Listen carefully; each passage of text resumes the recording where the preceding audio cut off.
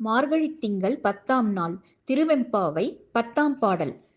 பாதாளம் ஏழினும் கீழ்ச் சொற்கழிவு பாதமலர் போதார் புனைமுடியும் எல்லாப் பொருள் முடிவே. பேதை ஒருபால் திருமேனி ஒன்றல்லன் வேதமுதல் விண்ணோரும் மன்னும் துதித்தாலும் ஓத உளவா ஒரு தோழன் தொண்டர் உளன். கோதில் குலத்தான் தன் கோயிற்பினாப் பிள்ளைகாள் ஏதவனூர் ஏதவன்பேர் ஆருற்றார் ஆரையலார் ஏதவனைப் பாடும் பரிசேலோர் எம்பாவாய். விளக்கம்.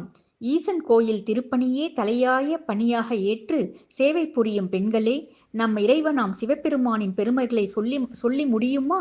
அவருடைய திருப்பாதங்கள் 7 பாதாள உலகங்களையும் கடந்து கீழே எங்கோ நிலை கொண்டிருக்கிறது.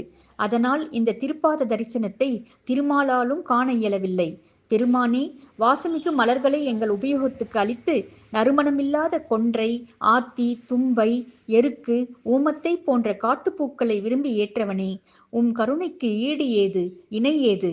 அவ்வாறு மலர் சூடிய உம் திருமுடியோ வான எல்லையையும் கடந்து எங்கோ நிலைத்திருக்கிறது. அதனால் இந்த திருமுடி தரிசனத்தை பிரம்மனாலும் காண இயலவில்லை. அந்த வகையில் மேலும் கீழுமாய் எல்லா திசைகளிலுமாய் அனைத்து அண்டங்களிலுமாய் நீக்கமற நிறைந்திருக்கின்றாய். உமையவளை ஒரு பாகமாக கொண்டிருக்கும் நீ அதனாலேயே தனிய நல்லன்.